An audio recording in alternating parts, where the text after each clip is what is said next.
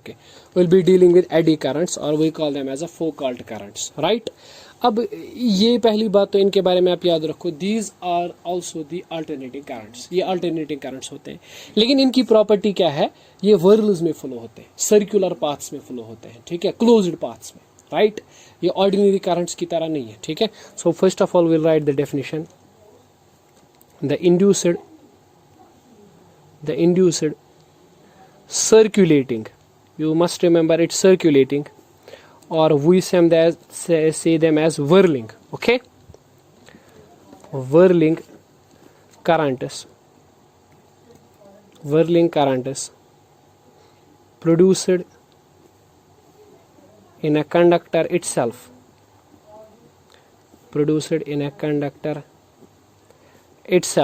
due to change of magnetic flux,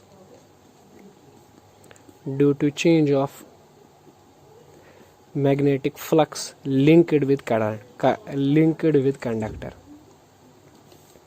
okay, linked with conductor are called as eddy currents. देखिए बेटा, eddy currents किनको कहते हैं?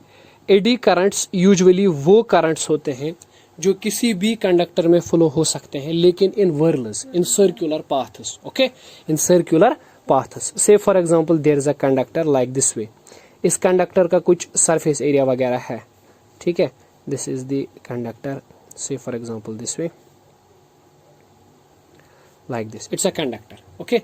अब इस कंडक्टर में क्या हो रहा है, इस कंडक्टर के साथ मैग्नेटिक फ्लक्स लिंक है, there is some magnetic field, ठीक है, एंड मैग्नेटिक फील्ड लाइन जो है they are passing through this conductor, ठीक है. And let me say this magnetic field is nothing but it is the function of time, okay, means that this magnetic field varies with time, right?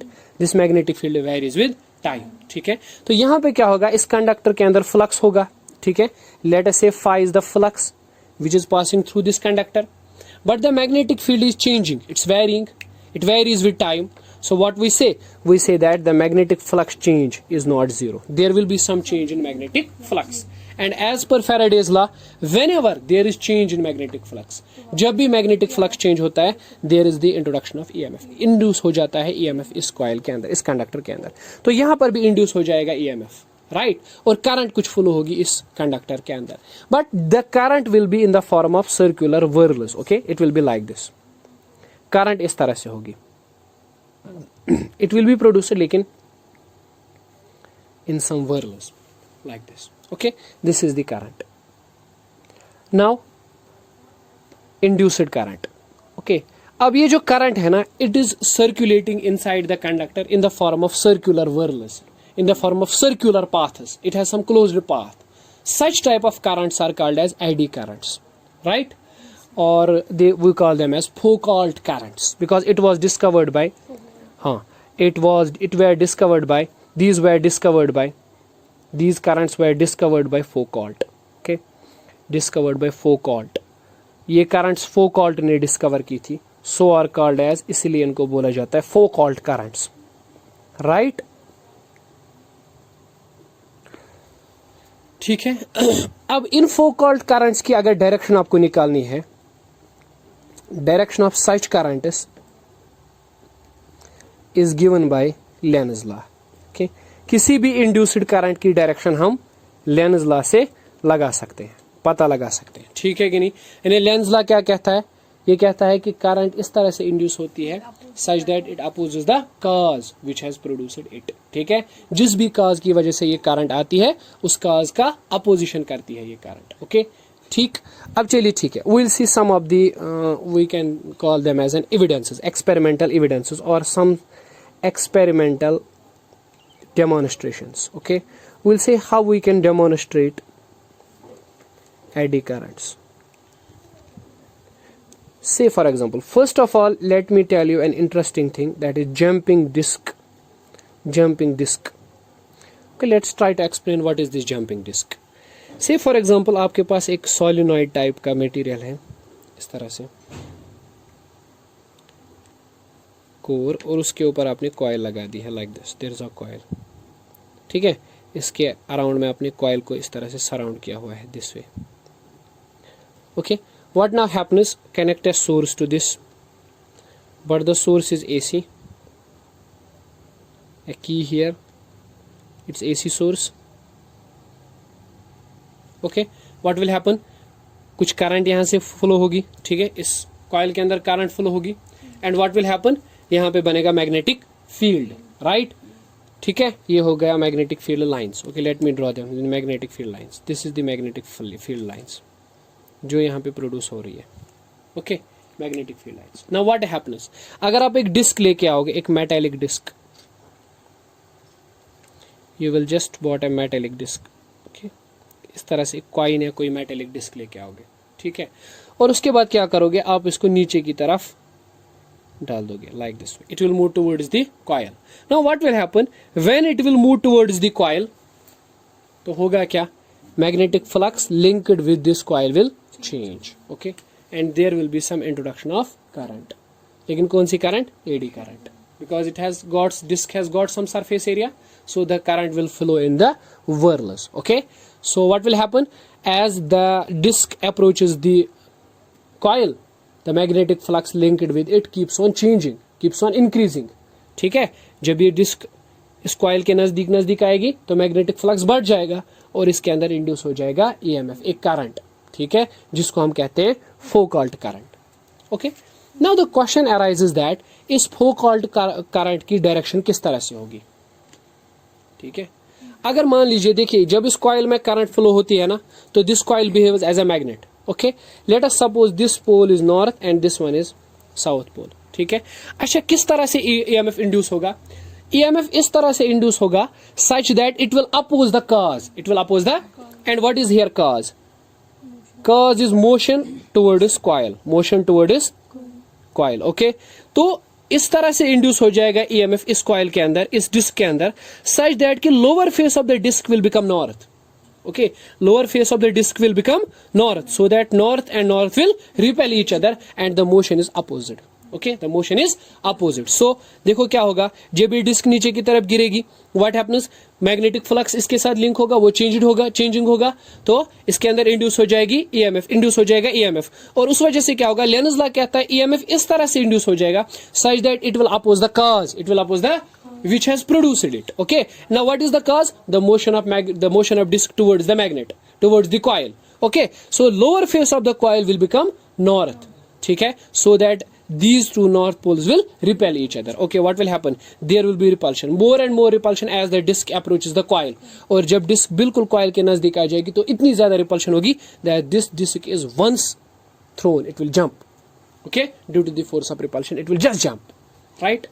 एक बात समझो, ये disc कभी भी इस coil के ऊपर बिल्कुल चिपक नहीं जाएगी, गिरेगी कभी नहीं, because there will be some repulsion due to these north and north poles, so it will be levitated. Levitated मतलब क्या होगा, लटकेगी, हवा में रहेगी. Okay, isn't this some sort of a magic? You will throw a coin on a coil and it will just remain suspended in air. Okay, it will be, ठीक है, लेकिन ऐसा नहीं होगा. होगा असल में ये कि जब नॉर्थ और नॉर्थ रिपेल करेगा ना, तो this coil will get flipped, ये कॉइल फ्लिप हो जाएगी, ये डिस्क फ्लिप हो जाएगी, इसको रोटेशन आ जाएगी, इस तरह से ये फ्लिप हो जाएगी खुद ब खुद due to the repulsion of these two forces. Okay, क्योंकि यहाँ से नॉर्थ पोल पे फोर्स लगेगा, नॉर्थ पोल्स पर फोर्स लगेगा, जैसे इस फोर्स की वजह से ये डिस्क जंप करेगी, राइट, इट विल जंप. ठीक है, okay, so this effect is due to the what we call them as the eddy currents. Okay, this effect is due to the eddy currents. Okay, let us say, now we'll move forward. So you know what has happened so far, huh? Okay, so what has happened, हमने पढ़ा कि जब ये disc approach करेगी इस coil को, there will be magnetic flux linked with it and it will be changing magnetic flux. उससे क्या होगा, इंड्यूस हो जाएगा ईएमएफ उस डिस्क के अंदर. ठीक है, now as per Lenz law EMF की डायरेक्शन इस तरह से होगी that it will oppose the cause which has produced it. ठीक है, सो अगर कॉइल का अपर फेस नॉर्थ है तो डिस्क का लोअर फेस नॉर्थ हो जाएगा, so that there will be repulsion and the motion of the disc is opposite. Okay, second, let us move to the second experiment, and it is, we call that as stoppage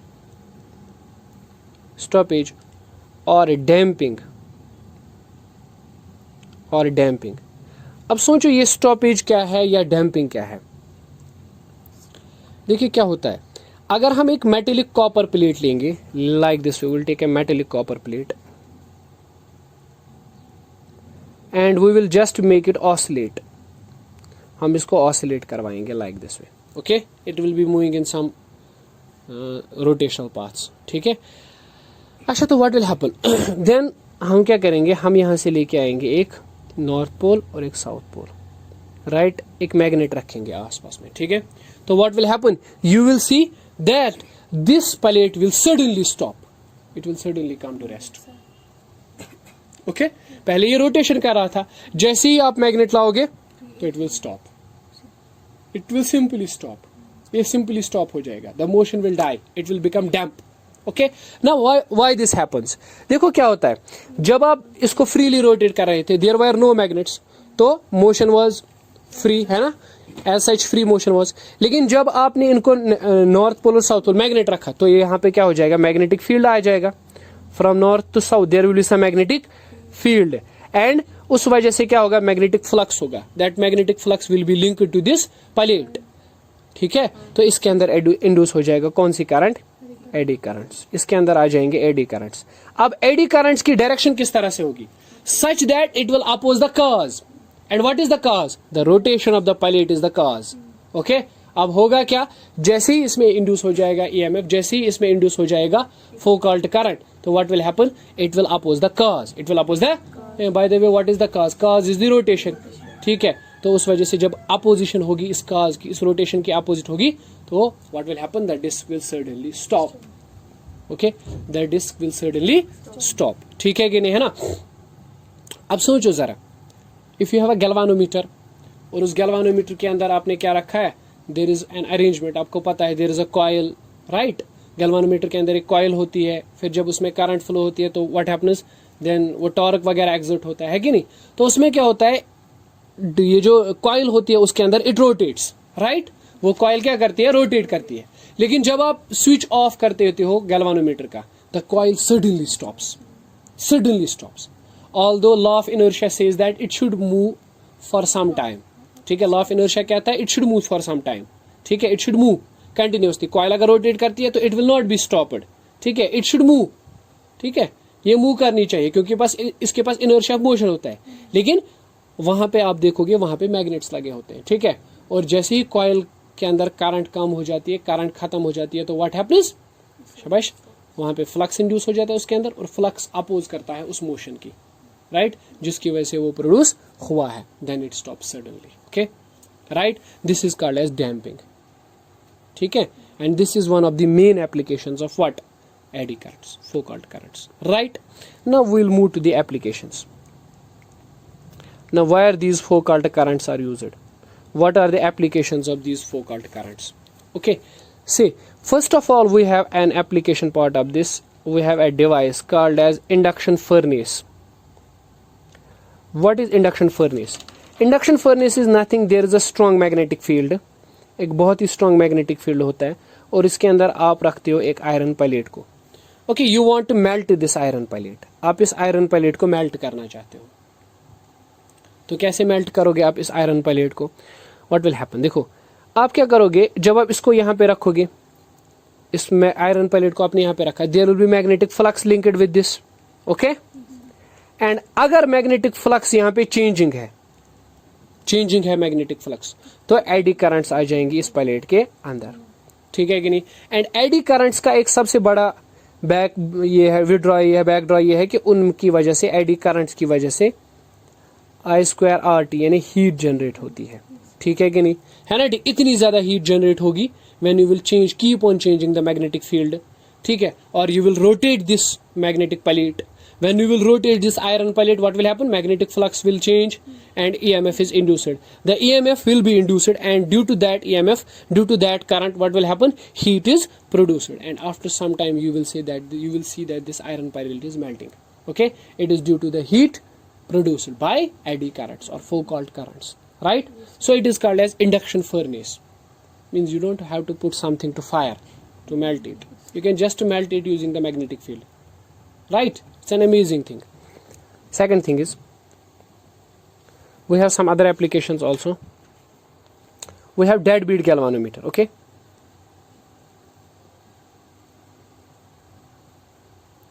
I discussed about deadbeat galvanometer. Galvanometer में क्या करते हैं, coil को use करते हैं, ठीक है, और उस कॉइल की रोटेशंस को काउंट करते हैं करंट कैलकुलेट करने के लिए, ठीक है। लेकिन once you switch off the current, what will happen, as per law of inertia the coil should continue its motion, है कि नहीं। लेकिन वो क्या होता है, due to the magnetic flux change, जब वो कॉइल रोटेट कर रही होती है, जब आप करंट को स्विच ऑफ करते हो the rotation slowly slows down, rotation slow हो जाती है, और उस वजह से क्या होता है, there is change in magnetic flux, और मैग्नेटिक फ्लक्स चेंज हुआ तो करंट इंड्यूस होती है, करंट इंड्यूस हुई तो शाबाश, it will oppose the cause which has produced it, so therefore the coil stops, right, ठीक है। Such type of galvanometer is called as dead beat galvanometer, okay. It is ready to use in seconds, in micro seconds, ठीक है। अगर ये नहीं होता, अगर suppose eddy currents नहीं होते, तो आपको वेट करना पड़ता थोड़ा बहुत, ताकि आप नेक्स्ट टाइम गैल्वानोमीटर को यूज कर सको, क्योंकि coil will take some time to come in rest, okay. But due to this concept हम कॉइल को रोटेट करने से रोकते हैं after as soon as the current is switched off, okay. Next thing we have which is called as electromagnetic brakes, okay. what is electromagnetic brakes? These are used in trains etc, trains वगैरह में use होता है। तो क्या होता है कि जब वो टायर जो उसके अंदर होते हैं वो मूव करते रहते हैं, इस तरह से वो रोटेट करते हैं, लेकिन जब ड्राइवर ब्रेक लगाता है तो what happens, there are some sort of magnets जो इस टायर के बिल्कुल इस तरह से आ जाते हैं, मतलब आसपास में आ जाते हैं, और मैग्नेट भी टायर बीच में घूम रहा है, ठीक है। तो what will happen, magnetic flux linked with tyre will change and there will be introduction of eddy currents, EMF, eddy currents। लेकिन EMF की डायरेक्शन किस तरह से होगी, as per Lenz's law it will oppose the cause, and what is the cause, the motion of train। उस time के बाद train खुद से स्टॉप हो जाएगी, समझ ये बात। so this is due to the eddy currents because they will oppose the motion, okay। next thing, there are certain applications also, say for example there is an induction cooker, you know what is induction cooker, okay।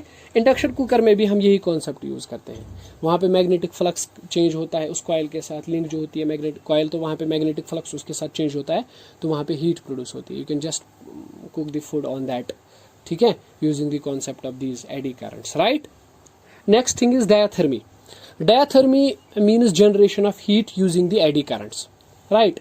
कैसे कर सकते हैं, अगर किसी के दिमाग में brain tumour है, right, there is a solid mass जो जम गया है, ब्लड क्लॉट हो गया है, तो व्हाट हैपन्स, तो आप उसका जो सर है उस पे क्या कर सकते हैं, apply magnetic field, strong magnetic field apply कर सकते हैं, तो what happens, so that magnetic flux linked with the nerves of the brain will change, और therefore there will be some current introduced inside his brain, ठीक है, and due to that heat will be generated, and वो जो वहाँ पे tumour वगैरह हो गया that will start melting. It's a theoretical concept in fact, right. Okay, there is some other thing which is induction motors etc, lot of applications are there, okay। लेकिन इनमें आप एक चीज याद रखोगे एडी करंट्स में, कि इनके अंदर हीट बहुत ज्यादा प्रोड्यूस होती है, दे डिसिपेट एनर्जी, ये हीट बहुत ज्यादा प्रोड्यूस करते हैं। इसीलिए हम क्या करते हैं, instead of using a solid copper surface, इस तरह से एक सॉलिड कॉपर सरफेस को यूज नहीं करते हैं, बल्कि what we do, we use small sheets of this iron, ठीक है, और उन्हीं शीट्स को हम एक साथ रखते हैं, राइट। हम सीधा यूज नहीं करते हैं सॉलिड कोर, बल्कि उन शीट्स को यूज करते हैं लाइक दिस में, ठीक है। ऐसा क्यों, ताकि एडी करंट्स का पाथ जो है वो ब्रेक हो जाए, ठीक है। देखो कहने को तो हम क्या यूज कर सकते हैं, पूरा एक सॉलिड कोर ही यूज कर सकते हैं, लेकिन सॉलिड कोर यूज नहीं करते हैं। हम क्या करते हैं, छोटे छोटे metallic plates, thin metallic plates लाते हैं और उनको जोड़ देते हैं। ऐसा इसलिए होता है क्योंकि एक प्लेट में एडी करंट फ्लो होगी, दूसरे प्लेट में फिर एडी करंट फ्लो होगी, तीसरे प्लेट में फिर एडी करंट फ्लो होगी, but the eddy currents will be small, why, because उतना ज्यादा सरफेस एरिया नहीं है, ठीक है कि नहीं, है ना।